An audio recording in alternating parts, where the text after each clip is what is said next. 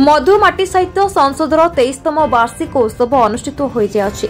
अनेक प्रतिभा कार्य दक्षता को सम्मानित और संबोधित कला अनुष्ठान सालेपुर मधुमाटी मधुमाटी साहित्य संसदर 23तम प्रतिष्ठा दिवस महासमर पालित हो जाए।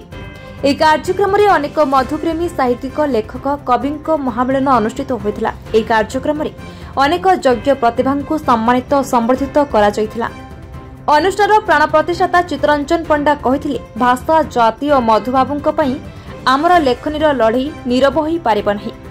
लोकसेवा फाउंडेशन अध्यक्ष हिमांशु महांती को अनुष्ठान पक्षरु सम्मानित करा जायथिला। हिमांशु महांती कहते मधुबाबू अवदान को केबे भूलिबा अनुचित। केवल भाषा भाषण रे लड़ई नुहे, हृदय मधुमाटी न्यायर लड़ईर आवश्यकता रही। यह कार्यक्रम में वरिष्ठ सांबादिक प्रफुल्ल मिश्र जोगदे अनुष्ठान महत्व उद्देश्य उपरे टिप्पणी देथिले। डॉक्टर चित्तरंजन पंडा घर आमर गोपीनाथपुर। सर आज जो कार्यक्रम आमर आज 23तम वार्षिक उत्सव मधुमाटी साहित्य संसद 2002 आम आरंभ करूँ। आमर इच्छा जे मधुबाबूंकर जो आदर्श ताकू आम सारा ओडिशा रे प्रसार प्रचार करवा। यही चिंताधारा को लेकर आम मधुमाटी साहित्य संसद प्रति काम कर सहित आम टे पूज्य पूजा को अधिक गुरुत्व दे था। पूज्य पूजा प्रायतः करने आमको बाछा पड़े लोक जे समाज सेवार किए अच्छा किए हूँ मधुबाबूंकर गुण क्या पाखे टिके अच्छी मधुबाबू गुण तो क्या पाखे ना तथापि क्या पाखे जो 1% अच्छी आम ताकू ही चयन करूँ। से आमर गुड़िए मधुश्री सम्मान अच्छी एवं मधुमाटी सेवा सम्मान आम प्रदान करूँ। आम भाषण को बेसी गुरुत्व दौना, ये गुरुत्व दौना जे आम कार्य कर देखा चाहूँ। सबुबले पूज्य पूजार सम्मान करने चाहूँ। बहुत सुंदर प्रश्नटे। मो जीवदशा मु तो सबुबले गुरुजन मान को सम्मान दे आसी। तो जितेबले एमती गोटे अवसर आसला जे आमर डॉक्टर विजयानंद सिंह आप ना शुणी थे। विजयानंद सिंह थरे गोटे जगार अभिभाषण दौले जे सी सालेपुर कॉलेज रे थिला बेले मधुबाबू को प्रतिमूर्ति देखिक गले एवं पचारे पिला जे कहार प्रतिमूर्ति मात्र 3 जन हाथ उठे। आपड़ देखु आम कड़े भाग्यवान। उत्कल गौरव मधुसूदन दास आमर यही अंचल आम तांकरी दायाद किंतु आम जाने जे मधुसूदन दास किए। तो से पिला माने जो 3 जन हाथ उठे से पिला माने जड़े कहले आज्ञा मु जानी कौन कुह ना तांको घर सुआंडू। आउ जड़े कहला मधु कर तांकर होची बहुत अवदान अच्छी कॉलेज पे।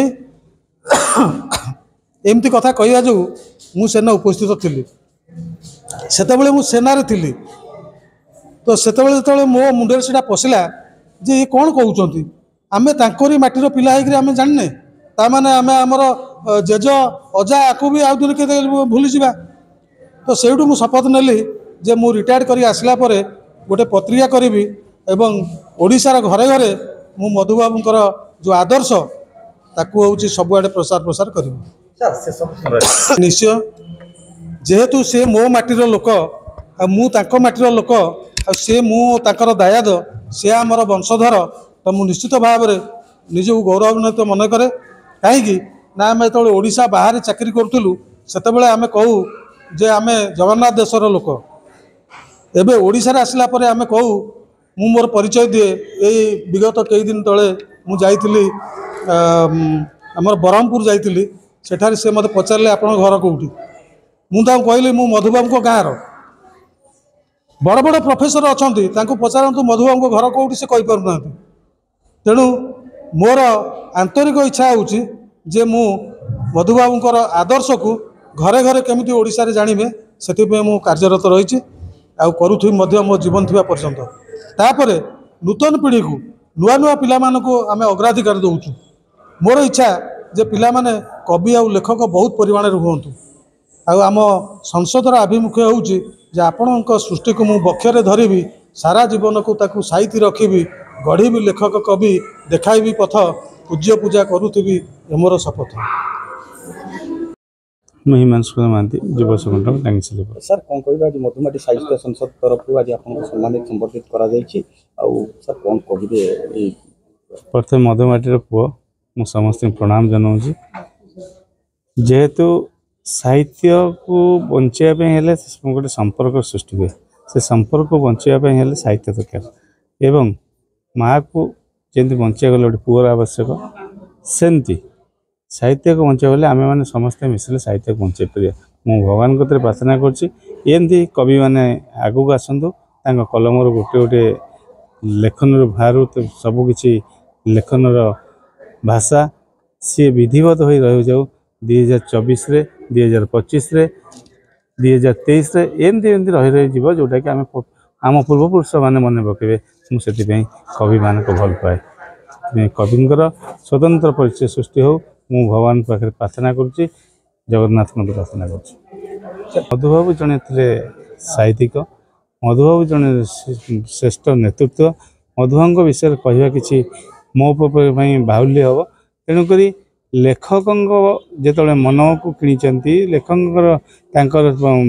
चेतना को नहीं मधुबाबू को प्रणाम कर जड़े वकिल सी जड़े साहित्यिक सी जड़े समाजसेवी सबु परे भी सी कलम जहाँ बाहरी जहाँ लिखिदे चिर स्मरणीय।